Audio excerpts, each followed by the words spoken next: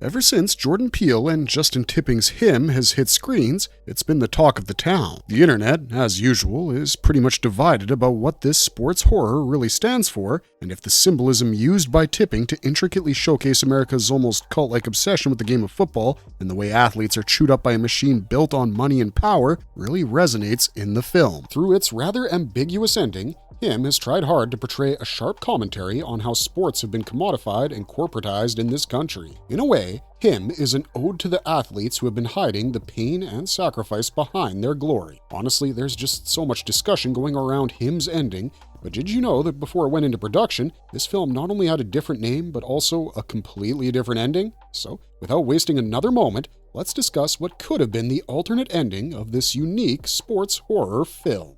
How does the final cut of Him really end? Imagine what happens when you find out the dream you were chasing your entire life was never really yours, but just a glorified path that you were forced on. What if in the process of being the GOAT, you end up becoming the scapegoat? At the center of this unassuming chaos is Cameron Cave, a young quarterback desperately trying to outrun a career-threatening brain injury. His football dreams had nearly come to a halt until he was approached by Isaiah White, the GOAT, living legend, and a cult-like quarterback in cleats who offered him a last shot at greatness. At first, it seems like salvation, but sadly, this is anything but a ticket to glory. Most of Him unfolds over the course of a single week. Cam is invited by Isaiah to a remote desert compound for training. Isaiah claims that he wants to see if Cam is worthy of taking over as quarterback for the San Antonio Saviors. Cam's promising career was derailed months earlier when someone hit him in the head with a hammer he was practicing in an empty field. Ever since, he's been haunted by concussion-induced hallucinations, which have left him unable to distinguish reality from illusion. Anyways, what begins as a rigorous training regimen soon descends into something far darker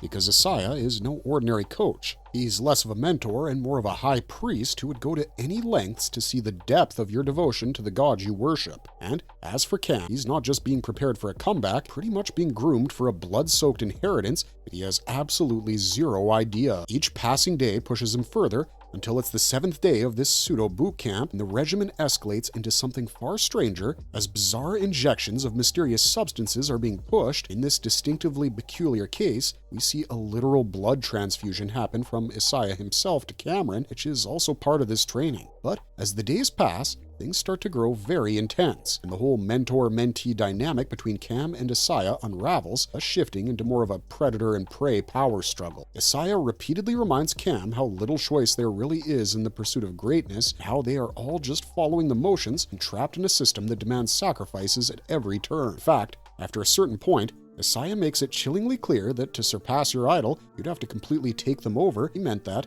very literally. By the end of the movie, he tells Cam that achieving his dream means fighting for it. If he wants to reach Isaiah's level, he must take his place by any means necessary. Turns out, this is part of a twisted tradition of quarterback hopefuls battling and killing their predecessors, claim their role along with their legacy. The climax is as brutal as it is shocking, as after a savage fight, Cam emerges victorious by bludgeoning Isaiah to death with a football. Not only that, Cameron walks out covered in blood and sees the owners of the Saviors team sitting on the dais wearing pig-faced masks. What comes as even more of a shock is Isaiah's wife, Elsie, urging Cam to sign a contract which would entail he was ready to step into Isaiah's place as the new Him, keep the cycle going. Cam doesn't get any time to process. He's rather cornered and directly shoved into this nightmare of a system, leaves him reeling as the weight of it all crashes down. When he cluelessly looks at what's been really happening around him, Cam finally takes off his mask and speaks about how he's been groomed since childhood, grow up to become the GOAT. But Cam still refuses to sign until one of the men mentions how it's something Cam's father would have wanted. Cameron then notices a photo of the man from 20 years ago taking hands with his father, and soon everything becomes clear. Even though it's not outright stated, the movie implies that these men killed his father,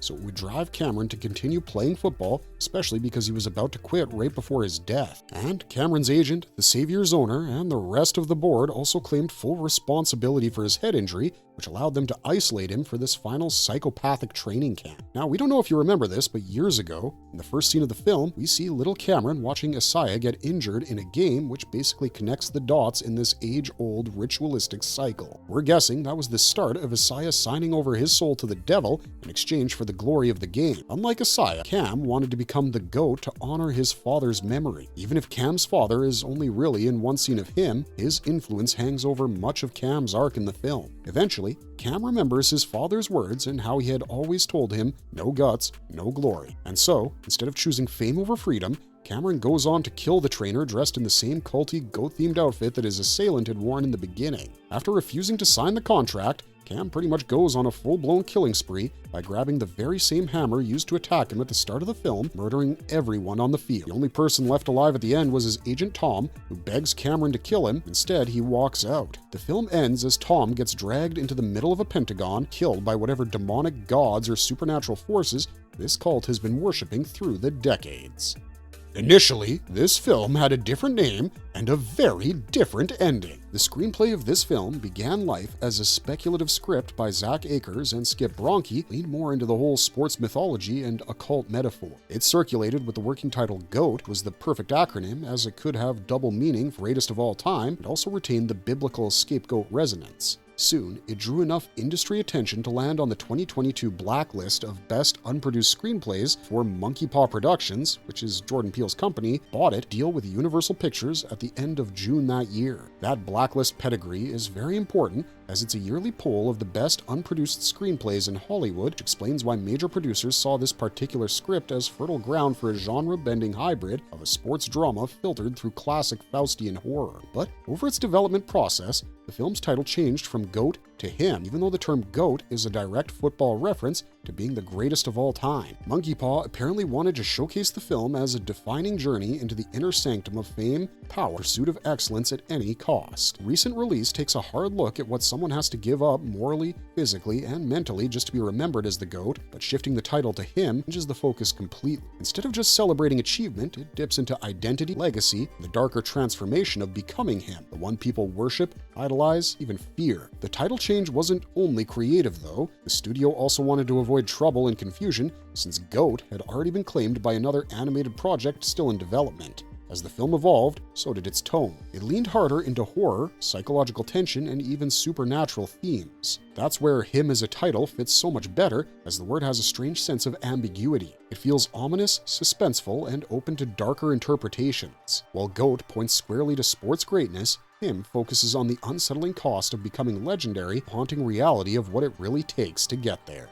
The core premise of the film's ending was also different in the first screenplay. So both the original GOAT script and the final cut of Him share the same high-level premise, promising young quarterback being drawn into a shady, single-minded quest from the league's next living legend, guidance of a fallen or monstrous mentor quarterback. But the script on the blacklist reportedly leaned harder into the mythic lineage and systemic manufacturing of the GOATs as an institution, with ritual mechanics that read like literal occult engineering of greatness, including blood rituals, transfusions, lineage manufacturing, whereas the finished movie emphasizes more on the psychological consequences and centers more on the protagonist's agency in the final act. Apparently, the original draft traces how multiple generations of quarterbacks are manufactured and focuses more on the mentor's backstory, Isaiah White. There's a long arc showing how the title of GOAT was perpetuated through ritualized transfers of performance from one champion to the next. The mentor in the original script isn't just some tragic character who shows up once and fades away. He turns out to be part of a bigger system, treats athletes like products to be built up, sold, discarded. The climax of the script leans even further into the Faustian theme, as the mentor reveals a fly's deal in the form of a ritual or a contract literally passes greatness through sacrificial acts. Soon, the protege is faced with the option to undergo the same transformation as a method to become the next permanent star of football, which is a more direct transmission of power. In fact, in this version, Cameron's character is almost enticed to accept the same bargain, the main twist being that it's left unclear whether he actually agrees to it in reality or he's been cooking it all up in his own head. Plus, the original screenplay contains extended sequences that draw connections between the GOAT imagery, biblical scapegoat rites with Levitical overtones, and modern sports cults. Tipping also mentions that the Leviticus goat references were always present in the source material. The early script leaned on that religious allegory more explicitly. It ended with the characters that would later become Isaiah and Cam talking, and Isaiah revealing a deal with the devil type ritual that allowed him to be the GOAT. Even if he was reluctant at first, Cam eventually agrees to go ahead with the ritual, thus becoming a star quarterback, while Isaiah finally gets to live a life surrounded by friends, family, and junk food that he stopped eating years prior. That was definitely a different ending for a movie that was more about the pressures that come with achieving greatness. Him goes further with the sports horror aspects. By explicitly getting rid of Isaiah right before the grand finale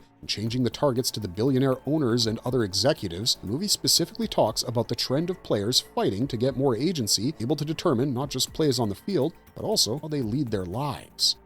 There were a lot of things cut from the final cut of Him. As you know, in the movie, Isaiah White ends up being more of a psychological antagonist, and the final showdown is barely about some ritual of passing down a legacy. Instead, it turns into a brutal rejection of the whole system as Cam kills his mentor and takes aim at the people behind it all. That is very different from what the first screenplay was going for, where Isaiah White actually wants to pass on the mantle and chase his freedom, thus redeeming his character. But in Him, it was never about Isaiah having a choice. He clearly never wanted to let go of his fame, and that's why we see him watching tapes of himself being cheered on by fans. He sold his soul to the devil in exchange for his fame because he wanted to. Unlike in Cam's case, who has clearly been groomed to take over Isaiah all his life. The final cut of the film never gives us any fodder on Isaiah's backstory except the fact that he once suffered a career-ending injury before bouncing back to his famed life as a star QB. Giving him a backstory would have probably redeemed his character, and that's not something the filmmakers wanted for the changed ending of Him. Not only that,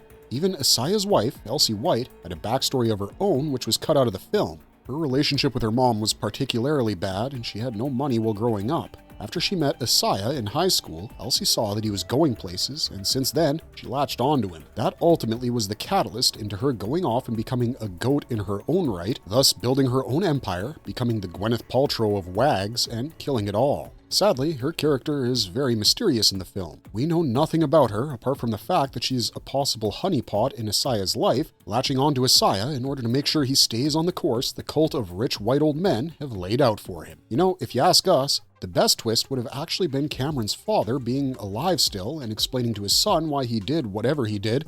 That would have been a very cool way to end the film, especially if Cam went full berserk with rage and ended up killing his father as well, thus having to live with the consequences of choosing freedom over fame. But what do you guys think? Let us know in the comment box down below.